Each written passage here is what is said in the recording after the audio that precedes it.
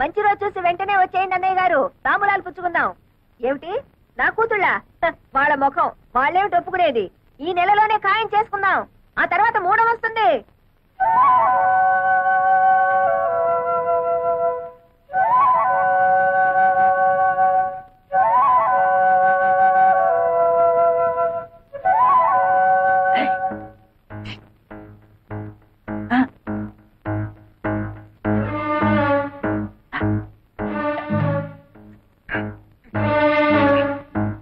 ఎందుకు వచ్చావు ఇక్కడికి?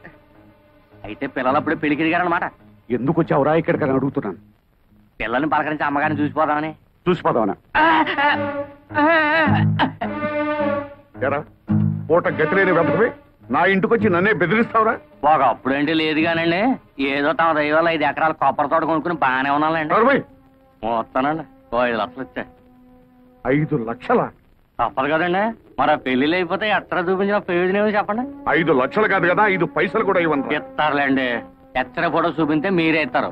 ఎంతైనా పిల్లల మీద ప్రేమ ఎక్కువ కదా, పెళ్లిళ్ళు అయిపోతే బాధపడరు. తొందర ఏం లేదండి, ఓ 1 రోజులు టైం తీసేసుకోండి. వచ్చే శుక్రవారం నాడు ఇచ్చారనుకోండి, నా అవసరానికి ఆదుకున్నట్టు అవుతుంది. గురుగారు, ఇక మీరు దేని గురించి ఆలోచించకండి, డబ్బు గురించి ఆలోచించండి. వస్తానండి.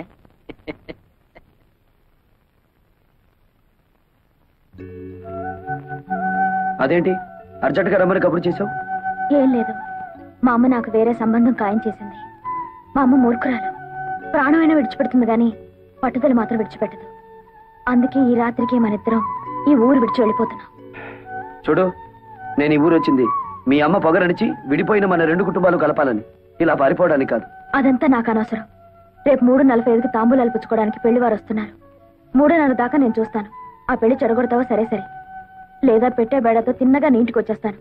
ఆ తర్వాత ఏం చేసుకుంటావో అదంతా నీ ఇష్టం.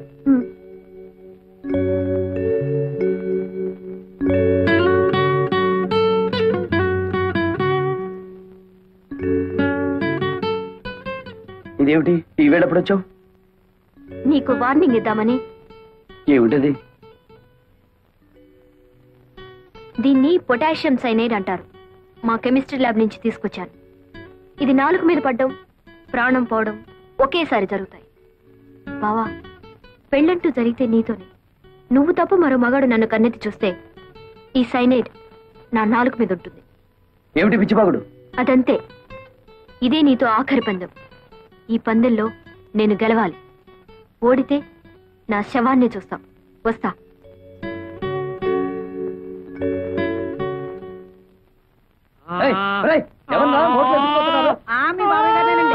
ఊరి దొంగ చల్లొస్తున్నారా? ఊపిరాడికి వస్తాడ్రా, ముందు తిప్పండి.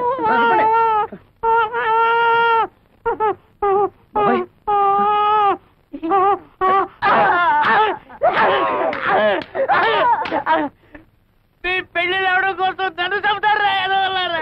అది కాదండి, మేము 3 పాపకార్యాలు చేయాలండి. ఇప్పటి వరకు 2 చేసాం. మా లవర్స్ నడువు వరకు మోక్ష ప్రాప్తి కలిగిందండి. 3వ పాపకార్యం చేస్తే పూర్తిగా కలగదండి. మాకు పెళ్లిళ్ళు అవ్వండి.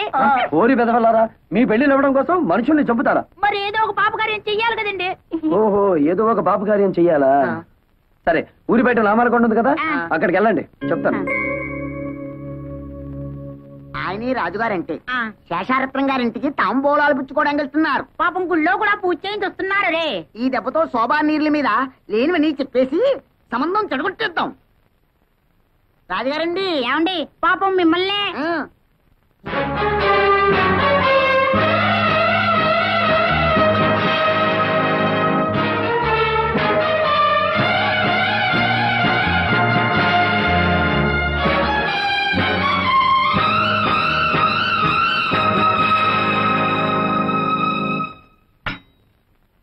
తీసుకోండి. చాలే అమ్మా మర్యాదలు. కూతుళ్ళని బలాదూరుగా తిప్పి ఎవరికోడికి అంటగట్టాలని చూస్తున్నావా? అమెరికాకి పంపి కడుపులు తీయించావటగా. నీ సంబంధాలు మాకేం అక్కర్లేదు. ఆస్తి అంతస్తు ఉండగానే సరిపోదమ్మా, సాంప్రదాయం కావాలి. కానీ ఇక్కడ వరకు వచ్చి నీ మర్యాద, నీ సాంప్రదాయం ఏమాత్రమో నీ మొహాన్ని చెప్పి 4 దులు పెడదామని వచ్చాను. ఆగండి ఆగండి, ఒప్పతి సంబంధం కానీ కుదిరిందా? అన్ని కరెక్ట్ గానే సరిపోయాయి గాని జాతకంలో మాత్రం చిన్న బ్యాడ్ ఉందండి. అయ్యో, ఈడెవడండి బాబు? ఆ కొట్టేదేదో మన్ను కొట్టినా బాగుండేది. మన దాతలు మోక్షమైనా కలిగి ఉండేది.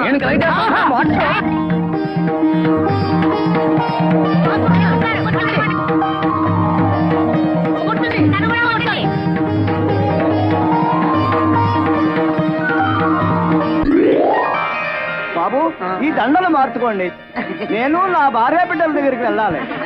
ఓ చెడుగుడా ఇల్మా.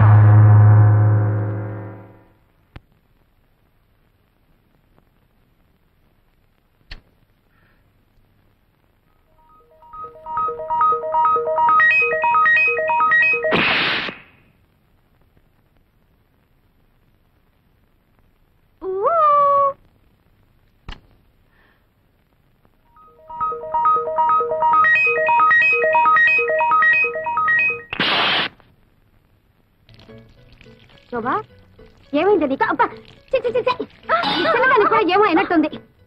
ఎంత కలలు కంటే మాత్రం ఒళ్ళంతా ఇలాగా తడపడం.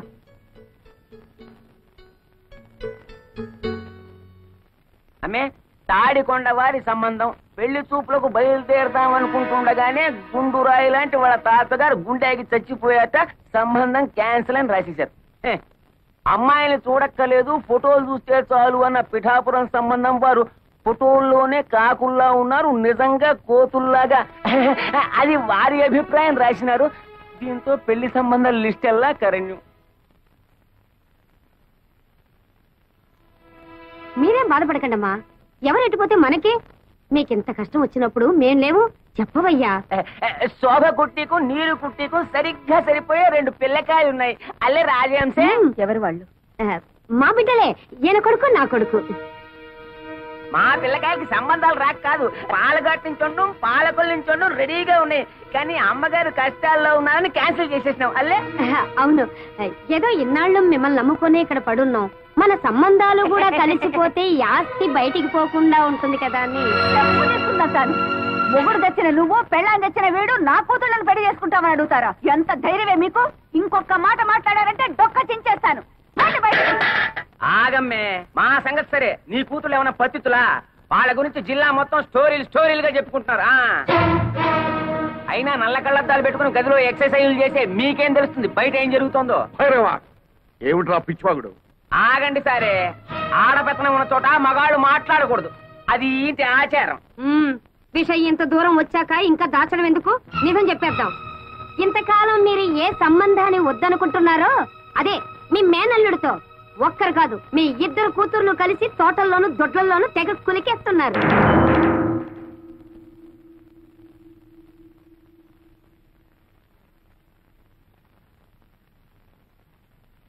నిజం చెప్పు, పిచ్చి కూతురుకొస్తే నీ నాలుక తెగ్గొస్తాను. నా నాలుకనే తెగ్గొస్తారో మీ కూతుళ్ళ పీకల్నే గొస్తారో వాళ్ళని పిలిచి అడగండి. శోభా, నీరజా,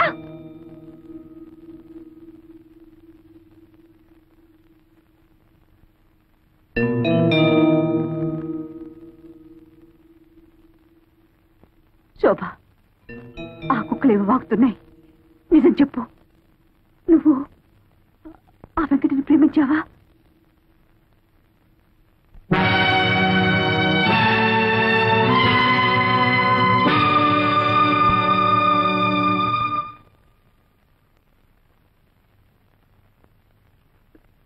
నువ్వు కూడానా?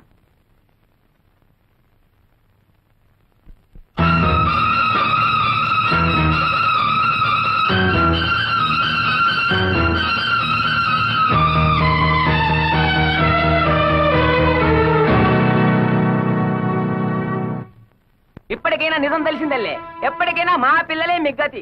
పద రాజాం చెప్పు.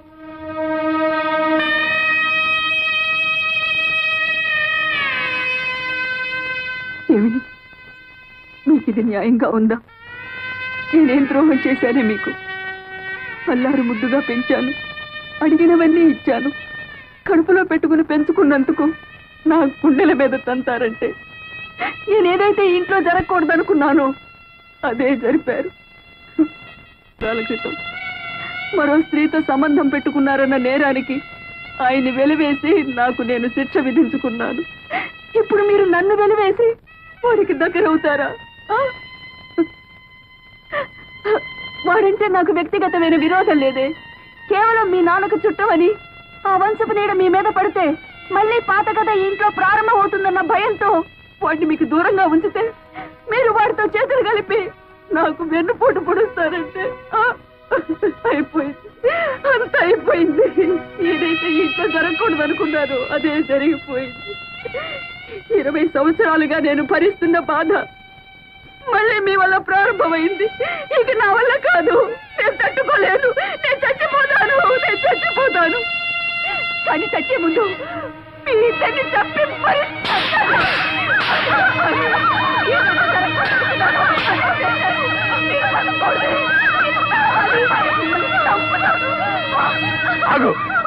ఏమిటా పిచ్చావే? వాళ్ళిద్దరిని చంపే హక్కు నీకు ఎక్కడుంది?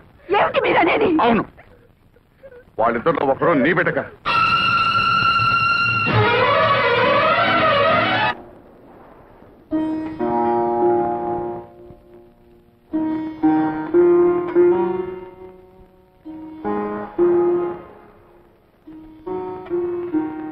ఈడొచ్చిన పిల్లల పెళ్లిన విషయం మాట్లాడాల్సిన సమయంలో వాళ్ళ పుట్టుక గురించి మాట్లాడటం మన దౌర్భాగ్యం. 20 ఏళ్ల తర్వాత రాత్రిపూట మీరు ఇంట్లో ఎందుకున్నారో నాకు తెలుసు. నేను భరించలేక ఆత్మహత్య చేసుకుంటానని భయపడినట్టున్నారు. నేనంత పిరికిదాన్ని కాదండి. నేనేనాడు మీ ముందు కన్నీళ్లు పెట్టుకోలేదు, మీ ఇతర విషయాలేవి పట్టించుకోలేదు. కానీ ఇవాళ ఒక తల్లిగా ప్రాధేయపడుతున్నాను. చెప్పండి, ఒకరు నా బిడ్డ కాదా? అవును, ఆ ఇద్దరిలో ఒక బిడ్డ నాగమణికి పుట్టింది. నాకు తెలియకుండా ఎలా జరిగింది?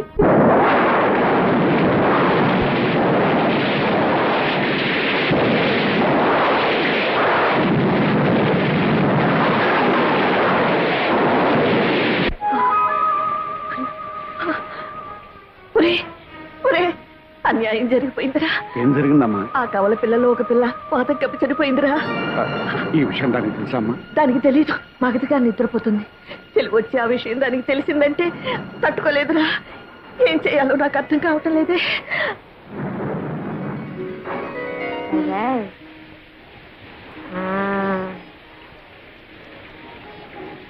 నేను వెళ్ళొస్తానమ్మా. పాప మీరు జాగ్రత్త. అమ్మా, ఆ చనిపోయిన బిడ్డను ఎలా తీసుకురా? నన్ను రమ్మన్నాదే, నిన్ను రమ్మన్నాదే, ఇద్దరిని రమ్మని నిద్దరో ఎందిరో మావా నాగులు దండలు బాబు. ఎదుటి బాబు వాళ్ళు వస్తున్నారు. ఈ బిడ్డ బాబా నాదా, కానీ పెంచుకునే ప్రాప్తం లేదు, చనిపోయింది. ఈ విషయం మీ అమ్మగారికి తెలిస్తే తట్టుకోలేదు. అందుకనే రహస్యంగా మట్టి చేయడానికి తీసుకెళ్తున్నాను. మీకెందుకండి శ్రమ? నాకు ఇవ్వండి బాబు, ఇలా ఇవ్వండి బాబు. ఆనాడు మీ తల్లి కన్నీళ్లు తుడవడానికి మీరు నాకు ద్రోహం చేశారు. ఈనాడు మీ భార్య కన్నీళ్లు తుడవడానికి నా బిడ్డని. రాఘవణి, నన్ను అర్థం చేసుకో. మన పాలిటి శాపం మన బిడ్డ పాలిటి వరమైందనుకో. వరం ఏమిటండి మీరిచ్చిన వరం? తల్లి నుంచి బిడ్డను వేరు చేయడమా? కన్న తండ్రి కన్న బిడ్డకి కన్న తల్లి ఎవరో తెలియకుండా పెంచడమా? నాగమణి, నీకెలాగూ సంఘంలో స్థానం కల్పించలేకపోయాను. కనీసం మన బిడ్డకైనా కల్పించి చేసిన తప్పును దిద్దుకొని. నా బిడ్డ ఎంతటి స్థానంలో ఉన్నా కూడా నాకు అమ్మ అని పిలిపించుకునే రాత ఇక ఉండదు కదండి. ఎందుకు నాగమణి బాధపడతా? నేనేమైనా పరాయి ఊరు తీసుకెళ్తున్నానా? నీ కళ్ళ ముందే పెరుగుతుంది.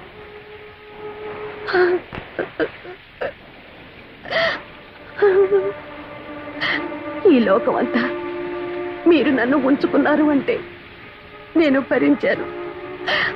నా బిడ్డను పెంచుకుంటాను అంటే నేను భరించలేదా? జరిగిన దాంట్లో ఇది ఒకటనుకుంటాను. నా ప్రాప్తం అంతే. తీసుకెళ్ళండి.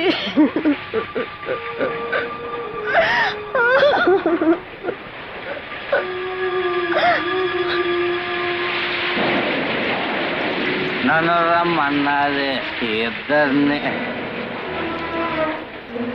ఓ బిడ్డ పాచి పెట్టాను, ఇంకో బిడ్డ చేతిలో. అంటే నాగమణి అయ్యగారండి అదేడు బాబు అలా జరుచుకున్నారు. నేనేం దియ్యాను కాదు బాబు, గొండప్పనే. అయితే ఓ బిడ్డను మట్టి చేసి ఓ బిడ్డను మార్చేస్తున్నారన్నమాట. గుండప్ప ఈ గుండప్ప కావలసింది పడేస్తే నోరు తెరవడు బాబు. చనిపోయిన బిడ్డను వానలో తడుస్తా కప్పెడుతుంటే గొంతులో పోసింది దిగిపోయింది. అందుకనే ఈ విషయం అట్టాగే మనసులో ఎత్తరే ఫోటోలాగా అచ్చయిపోయిందండి. ఈ రాశాను డబ్బుతో కప్పేది బాబు. ఏమిట్రా నువ్వు చేసిన పని? నాగమణ్ణి పెళ్లి చేసుకుంటానంటే నీ ఒప్పుకోలేని దాన్ని, దానికి పుట్టిన బిడ్డని నాకు మనవరాలిగా ఎలా ఒప్పుకోగలనురా? ఆనాడు నీ పెద్దరికాన్ని గౌరవించానమ్మా. ఆ గౌరవాన్ని నిలబెట్టుకోవాలనుకుంటే రత్నానికి తెలివి రాకముందే ఈ బిడ్డను తీసుకెళ్లి పక్కలో పడుకోబెట్టి. అమ్మా, పిల్లలిద్దరూ రత్నాలా ఉన్నారమ్మా. అది సరే కాని కోడలు పురుడు పూర్ణప్పుడు పట్టుచీర కావాలని పట్టుపట్టిన దానివి తీర ప్రసవించే సమయానికి ఎక్కడ తగలడ్డావే? ఏం చేయనండి అమ్మా, అక్కడ నాగమణమ్మ గారు నొప్పులతో బాధపడుతుంటే అయ్యగారు నన్ను అక్కడికి పంపించారు. అక్కడ కూడా ఆడపిల్లే పుట్టిందమ్మా. అత్త అయ్యగారి పోలికే. ఎంతకాలమని నోరు మూయించి నా కళ్ళు కప్పుతారు. ఏమి అచ్చం అయ్యగారి పోలికలతో పుట్టిన ఆ పిల్లెవరు, దాని తల్లెవరు? అది అది నేను ఇక్కడ నొప్పులు పడుతున్నానని తెలుసు కూడా నిన్ను అక్కడ పంపించారంటే ఆయన గారికి అంత ముఖ్యమైన మనిషి అది? చెప్పవే. తెలీదమ్మా. తెలీదు? తెలీదు. అబ్బా, నన్నెందుకమ్మా కొడతారు? మీరు బాగానే ఉంటారు. అత్త మీద కోపం దొత్త మీద చూపించారని ఏమన్నా అంటే మా మీద విరుచుకు పడతారు. మీ పెళ్లి కాక ముందు నుంచి అయ్యగారికి నాగమణమ్మ గారికి సంబంధం ఉంది. ఈ సంగతి పెద్దమ్మ గారు కూడా తెలుసు. ఓహో, తల్లి కొడుకులు కూడబలుక్కునే నాకు అన్యాయం చేశారన్నమాట. అంత మాట అనకమ్మా. కేవలం ఆవిడతో పరిచయం అనుకున్నాను కానీ ఇంతవరకు వస్తుందని ఊహించలేదు. అబద్ధం ఆడకండి. ఆస్తి అంతస్తు కోసం ఆవిడ్ని బయటికి గెంటేసి నా సొమ్ము కాసపడి నా గొంతు కోశారు. దగ్గరుండి మీ కొడుకు చేత వ్యభిచారం చేయించారు. అమ్మా, ఏ చేసిన విషయం చెప్తే తప్పొచ్చిందా? అమ్మ తర్వాత అమ్మ అత్తమ్మంటారు. సాటి ఆడదన్న గౌరవం కూడా లేకుండా నాకు ద్రోహం చేశారు. ఇంత జరిగాక అందరం కలిసి ఒకే చూరు కింద ఉండటం జరగని పని. నేను మా పుట్టింటికి వెళ్తున్నాను. వద్దమ్మా, ఇంటి కోడలు తెగతెంపులు చేసుకుని పుట్టింటికి వెళ్ళిపోయిందని అపకీర్తి నా కుటుంబం భరించలేదమ్మా. నేనే నా కూతురింటికి వెళ్ళిపోతాను. కానీ నీ భర్తకు మాత్రం అన్యాయం చేయకు.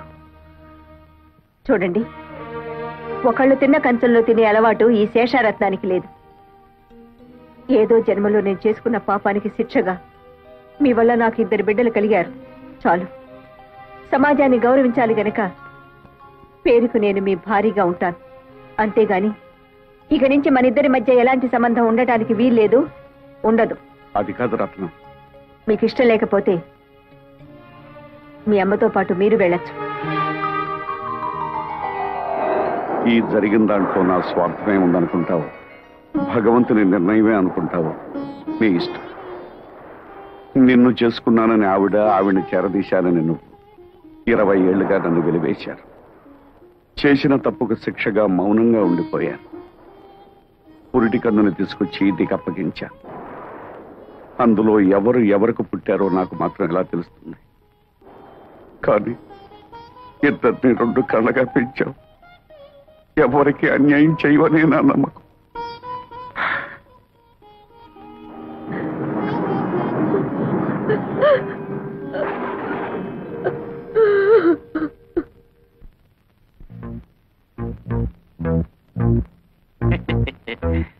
ఆహా, మాట మీద నిలబడే మనుషులంటే నాకు చాలా గౌరవం అండి. ఏదండి డబ్బు సెంచి ఏదండి? గురుగారు, నేను కూడా మాట మీద నిలబడే మనిషినేనండి. ఇన్నేళ్ళ నుంచి ఈ గుండెలో దాచుకున్న ఆ ఎత్తరే ఫోటోను చూశారండి, దాన్ని కత్తిరి పెట్టి కట్ చేస్తానండి. ఏదండి డబ్బు సెంచి ఏది? చెప్పుకోరా, నీ ఇష్టం వచ్చిన వాళ్ళతో చెప్పుకోరా, ఊరంతా తమకేసి చెప్పుకోరా. ఈ విషయం ఎవరికైతే తెలియకూడదో వాళ్ళకి తెలిసిపోయిందిరా. ఇంకా నువ్వేంటో నన్ను చేసేది? నీ ఇష్టం వచ్చిన వాళ్ళతో చెప్పుకోరా. మరి నా 5 లక్షలా? 5 లక్షలు కాదు కదా, మళ్ళీ ఈ ఊళ్ళో అడుగు పెడితే ఉప్పు పాత్ర ఇస్తాను రా.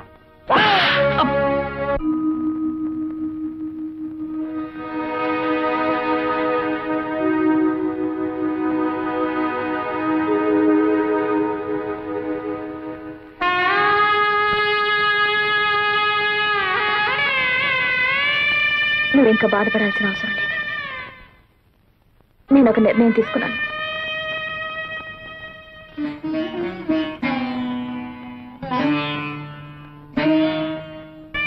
ఈ ఇంట్లోంచి వెళ్ళిపోదాం అనుకుంటున్నాను. అవునమ్మా, నేను నీ రక్తం పంచుకు పుట్టిన బిడ్డను కాను. ఎందుకంటే బావని పెళ్లి చేసుకుంటాను, ఆశీర్వదించమని నాయనమ్మని అడిగితే నన్ను ఆశీర్వదించలేదు. నేను పరాయిదాన్ని కాబట్టే కదా.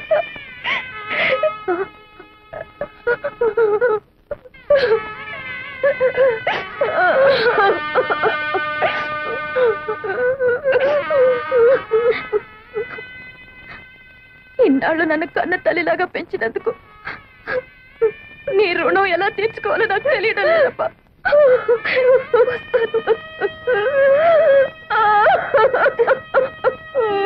శోభ,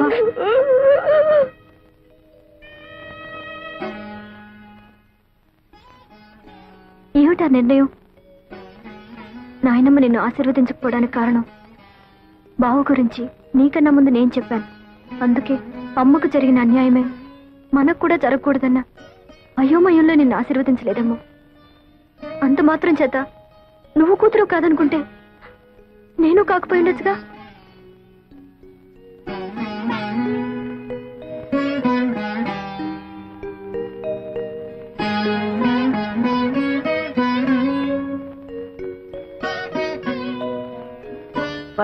సంవత్సరాలు నువ్వు పంచి ఇచ్చిన మమకారం మర్చిపోయి 9 నెలలు ఎవరు నీ గర్భంలో పెరగలేదో తెలుసుకోవడానికి ఇన్నేళ్ల తర్వాత నా గడప తొక్కేవా తల్లి. అయినా పసిగుడ్డుగా ఉన్నప్పుడే నీ పక్కలో ఒక పిల్లని పడుకోబెట్టాను. వాళ్ళల్లో ఎవరు నాకు మాత్రం ఏం తెలుసు? ఎవరు సొంత బిడ్డ కాదు అని తెలుసుకోవడానికి నువ్వు నా దగ్గరికి వచ్చావని వాళ్ళకి తెలిస్తే ఆ పసి హృదయాలు ఏమైపోతాయి? ఏం చేయాలో తోచడం లేదత్తయ్య. మిమ్మల్ని కష్టపెట్టిన పాపం తన్నిలా ఏడిపిస్తుందేమో.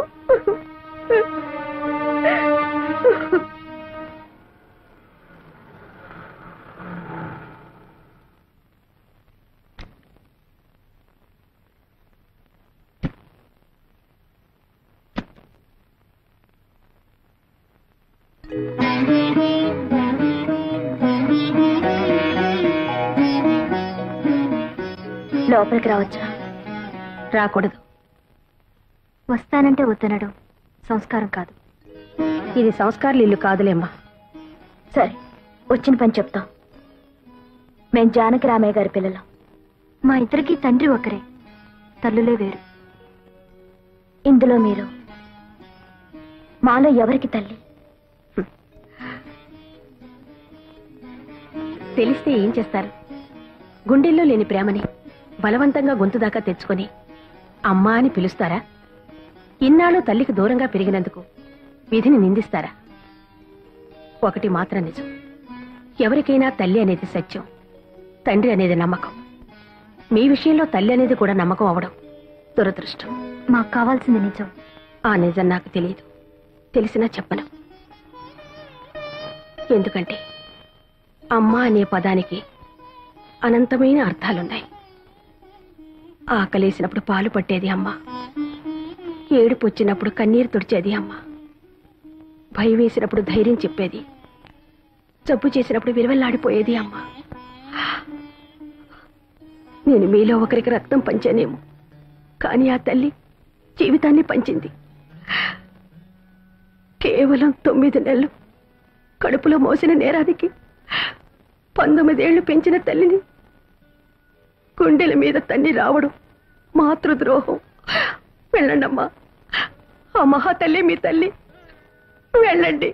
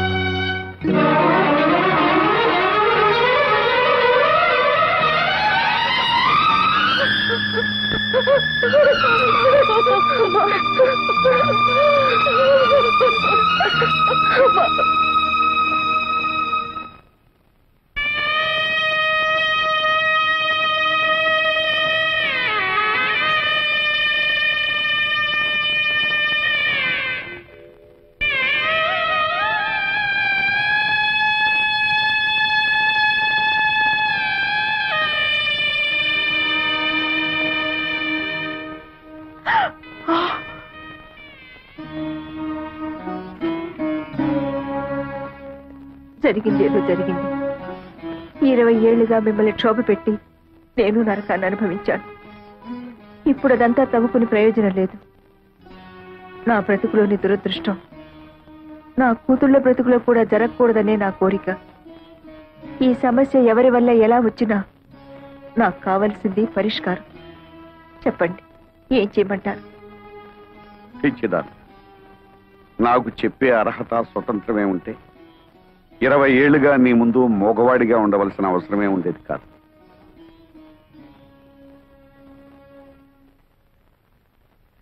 అత్తయ్య, మీరైనా చెప్పండి, నన్నేం చేయమంటారు? బ్రతుకు చివరిలో ఉన్నదాన్ని నాకేం తెలుస్తుందమ్మా?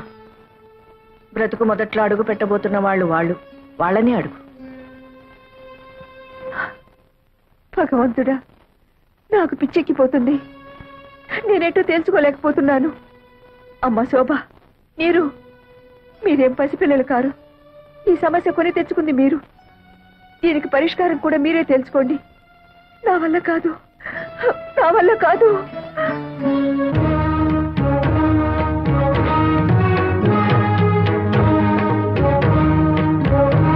ఏంటి బావ ఆలోచిస్తున్నా? ఇందులో సమస్య ఉంది.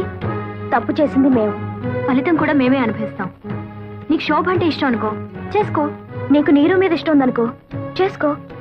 దాన్ని చేసుకుంటే నేను ఊరేసుకుని చచ్చిపోను. దాన్ని చేసుకుంటే నేనేం విషం మింగి చావను. నాకు కావాల్సింది నీ ఆనందం. నాకు కావాల్సింది నీ సంతోషమే. నీకెవరిష్టమో చెప్పు బావా. మాకెవరైనా ఒక్కటే.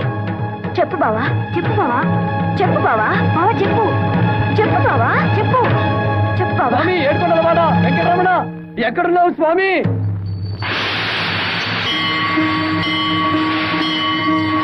నాకు దారి చూపించు స్వామి.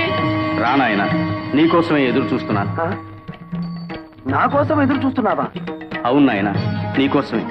నా కోసం నువ్వెదురు చూడటం ఏమిటి స్వామి? నువ్వు దేవుడివి, నేను మామూలు మానవుణ్ణి. వెంకటేశ్వరరావు, ఇద్దరు ఆడవాళ్ల మధ్య ఇరుక్కున్న తర్వాత నరుడైనా నారాయణుడైనా ఒక్కటే నాయన. మాటలు తప్పవు. ఇంతకీ నా సమస్యకి పరిష్కారం ఏమిటి స్వామి? అది చెబుతావనే బాబు నీకోసం ఎదురు చూస్తున్నాను. ఆ? అవును, ఆనాడు భూదేవి శ్రీదేవి అడిగిన ప్రశ్నకి సమాధానం చెప్పలేకే ఇలా రాయిగా మారిపోయాను. నువ్వు ఈ సమస్యకు పరిష్కారం చెప్పగల మేధావివని నిన్ను ఆ ఇంట్లో సృష్టించాను. నీ పేరు వెంకటేశ్వరరావు అని పెట్టించాను. ఇద్దరు ముద్దుల భామల సమస్యను నీ మెడ చుట్టూ చుట్టించాను. అప్పటి నుంచి నువ్వు ఎప్పుడొచ్చి ఈ దుర్భర సమస్యకి పరిష్కారం చెప్తావా అని ఎంతో ఆశగా ఎదురు చూస్తున్నానయ్యా. నా వల్ల కాదు స్వామి. చెప్పు నాయనా. ఇదే వ్యక్తి జవాబు చెప్పలేని ప్రశ్న స్వామి. నన్ను వదిలే స్వామి. వెంకటేశ్వరరావు మళ్ళీ వచ్చారు స్వామి. చిట్టి శ్రీదేవి, చిన్ని భూదేవి నాయన. ఆ ఇద్దరిలో ఎవరో ఒకరిని ఎరుకు. ఇదా స్వామి నువ్వు నాకు చెప్పే సలహా?